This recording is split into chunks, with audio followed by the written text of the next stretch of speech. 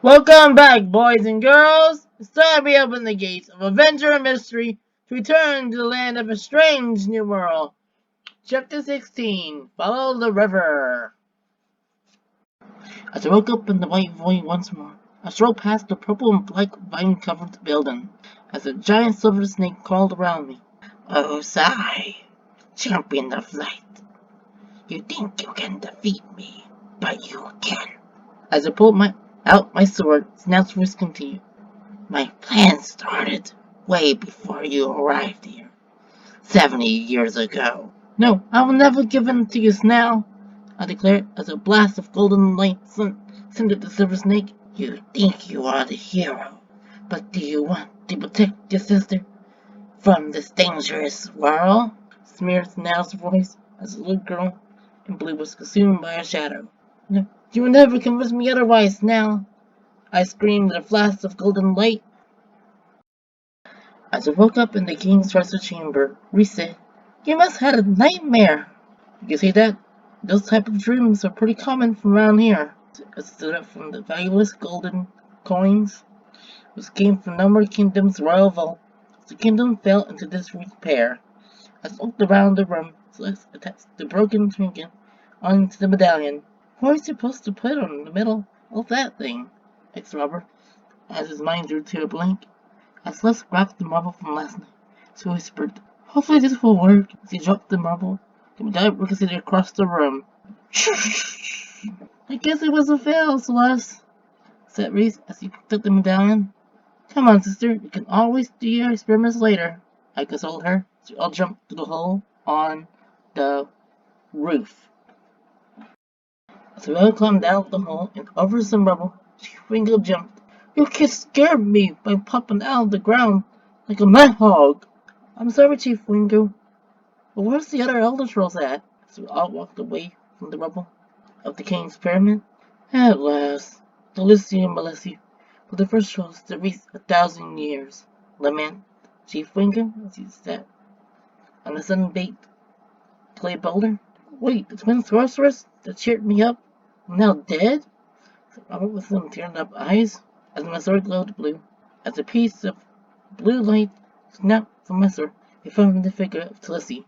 You don't have to cry about me and my sister, advised Talissi as he wiped up the tears streaming down Robert's cheeks. We have already reached the goal that we wanted, said Talissi as he changed from a human to a troll. All of you still have much more life to live, and please don't waste it. Talissi disappeared back into my sword. Well, that's how the oldest journey has to be sometimes, said Chief Wingo as he stood up on the boulder and jogged away. You all heard it, guys. We can't admit defeat, rapped Celeste as he jumped on top of the boulder. We all must work together to stop that evil warlock, shouted Celeste as he jumped off the boulder. All of us now re-energized, we walked back to Caravan Village. As we all entered the Caravan Village, the kids were playing with seaweed in the river.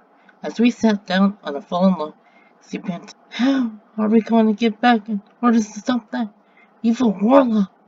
Reveries, I might know a way to get back there, said as I pulled out the ivory battle horn, the same one that Prince Bellevu gave me. As I blew the horn, the water rippled violently in the river as all the kids stamped out of the river. A giant blue river turtle emerged from the water. Say, can we trust this creature from not eating us? Concerned Robert as the turtle's tail flopped in front of us. Well, Robert, Prince Bellevu gave me the horn, and he kind of knows a lot about animals in this world, I said as I picked up the horn and climbed up the turtle. Yes, my boy, you can trust me, said the calming voice of the turtle. As Robert blithely climbed on the turtle, he asked, How can you talk?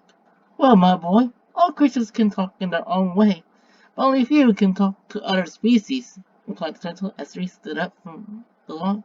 So it's kind of like your own version of a telepath, inquired Celeste as her and Reese climbed up the turtle. Well, you can call it like that, said the river turtle, as its tail fell back into the water. Its guts went back into the river. The turtle sailed away. As the giant river turtle sailed past the ivory tower, stopped by a waterfall. Well, this is as far as I can go, said the turtle, as the cell flops onto the ground. As we all climbed off the turtle, Reese said, "Thank you, Sally. If you'd like to be called that." "Yes, my dear girl. I would love to be called Sally," said the giant river turtle.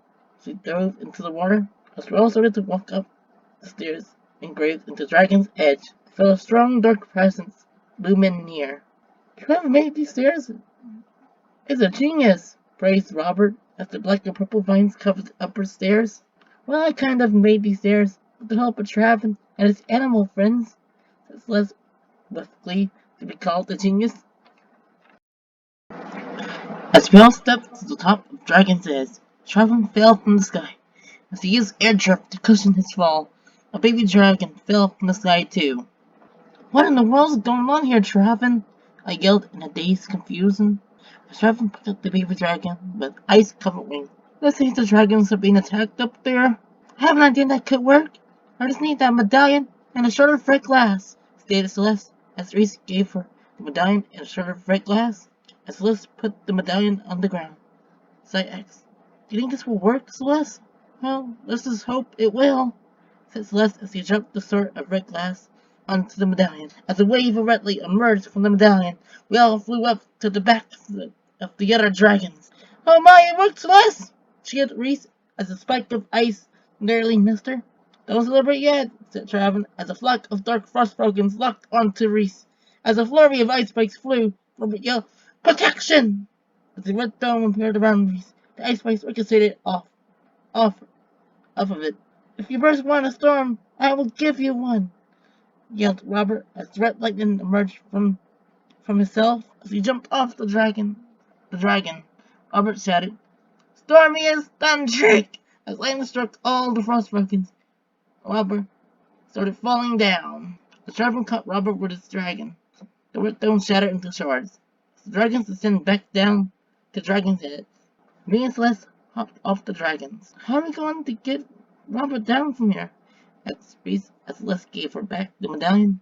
"Well, you can always follow me if you want to," replied Travin, as the dragons started melting the ice with their breaths. "Are you sure?" asked Reese, as he begins to tremble. "Yeah, me and Celeste can always meet you later on," I comforted her, as the two dragons flew away. As me and Celeste walked to the other stairs engraved into dragons' heads. "What does that evil warlock want with the Black Crown anyway?"